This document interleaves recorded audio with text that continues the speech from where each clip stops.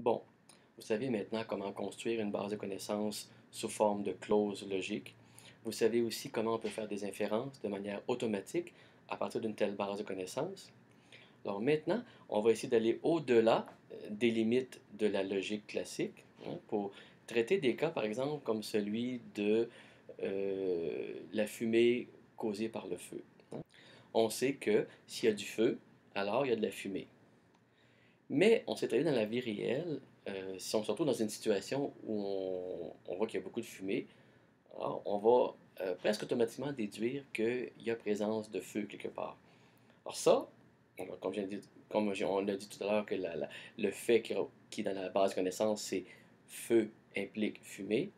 Alors logiquement, on sait très bien que la fumée n'implique pas la présence de feu.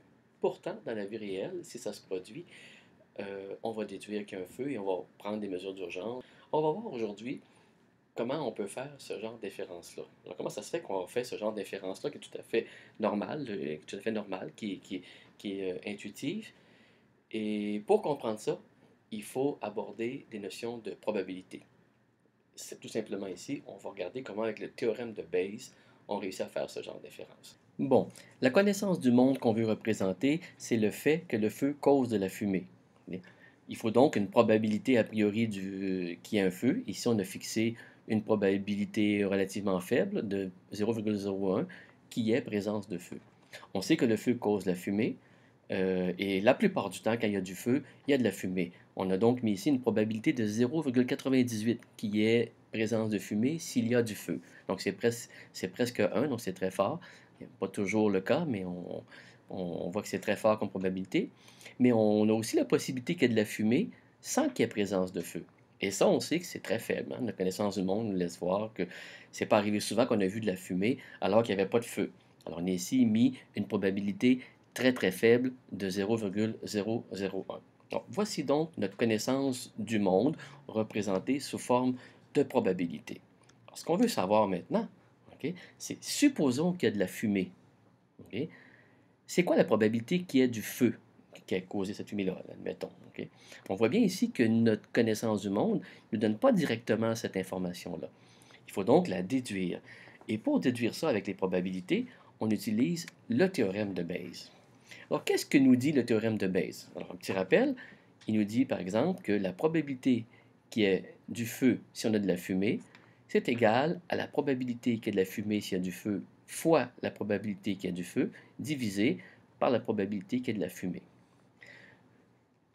Similairement, la probabilité qu'il n'y ait pas de feu si on a de la fumée, c'est la probabilité qu'il y ait de la fumée s'il n'y a pas de feu, fois la probabilité qu'il n'y ait pas de feu, divisé par la probabilité qu'il y ait de la fumée. Alors, ici, on a nos deux probabilités, qu'il y ait du feu et qu'il n'y ait pas de feu, s'il y a de la fumée. Donc, deux probabilités conditionnelles. On remarque quelque chose d'intéressant ici. On remarque que dans les deux cas, ici, dans les deux formules, on a le même dénominateur, okay, qui est probabilité qu'il y ait de la fumée.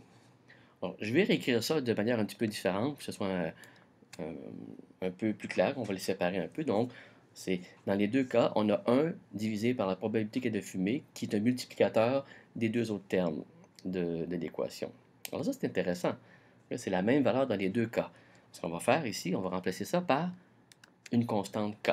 Donc maintenant, la probabilité qu'il y ait du feu s'il y a de la fumée, c'est égal à K fois la probabilité qu'il y ait de la fumée s'il y a du feu, fois la probabilité qu'il y ait du feu. Donc ici, on a remplacé par une constante ici qu'on ne veut pas nécessairement connaître. Maintenant, ça ici, ça représente tous les cas possibles. S'il y a de la fumée, soit il y a du feu, soit il n'y a pas de feu. Alors vous savez que la somme des probabilités, quand on prend tous les cas possibles, ça donne 1. Donc la somme de ces deux probabilités-là donne 1. Et si vous remarquez ici, alors si on reprend ce qui était ici, on reprend les deux et on les remplace par leur valeur à droite ici, on va obtenir ceci. K fois la probabilité qu'il y ait de la fumée s'il y a du feu fois P de feu, plus K fois ces deux probabilités-là, doit être égal à 1. Okay. Remarquez bien ici, on a le K qui apparaît dans les deux endroits. On peut donc factoriser, ce qui nous donne ceci, c'est-à-dire 1 divisé par la somme des deux termes. Maintenant qu'on sait comment calculer notre K, alors on a tout ce qu'il faut pour calculer la probabilité qu'on désire, c'est-à-dire celle qui correspond à la probabilité qu'il y ait du feu s'il y a de la fumée, okay, qui, rappelons-le, est égal à K fois probabilité de fumée s'il y a du feu fois probabilité qu'il y a du feu. On va tout simplement reprendre ici nos valeurs de probabilité qu'on avait. Donc la probabilité de fumée s'il y a du feu fois probabilité qu'il y a du feu. Alors c'est celle-ci, on l'a ici, 0,98. La probabilité qu'il y a du feu, c'est 0,01. Donc le produit des deux nous donne 0,0098. On fait la même chose avec la probabilité qu'il y a de la fumée s'il n'y a pas de feu fois la probabilité qu'il n'y a pas de feu. OK? Donc, ici, cette probabilité-là, on l'a ici, 0,001. Et celle-là, eh bien, c'est évidemment la probabilité qu'il n'y ait pas de feu, c'est le complément de celui-là. Donc, c'est 1 moins 0,01 qui donne 0,99, ce qui fait qu'on a un produit ici qui nous donne au final 0,00099. Maintenant qu'on a nos deux termes ici, on peut calculer notre K qui va nous donner 92,68.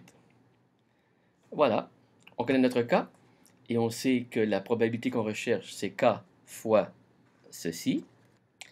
On va donc avoir que la probabilité de feu s'il y a fumée égale à 92,68 fois 0,0098 qui nous donne 0,91. Je pense que cette probabilité est suffisamment élevée pour qu'on puisse déclencher les mesures d'urgence pour ne pas courir le risque de périr dans un incendie. Voilà, avec ce petit rappel du théorème de Bayes, vous avez vu comment, avec des notions de probabilité, on peut faire des inférences qui nous amènent un peu plus loin que ce qu'on peut faire normalement avec la logique. Bon, vous êtes maintenant prêt à avoir des représentations un peu plus complexes dans lesquelles on aura un réseau de variables probabilistes pour représenter un certain phénomène.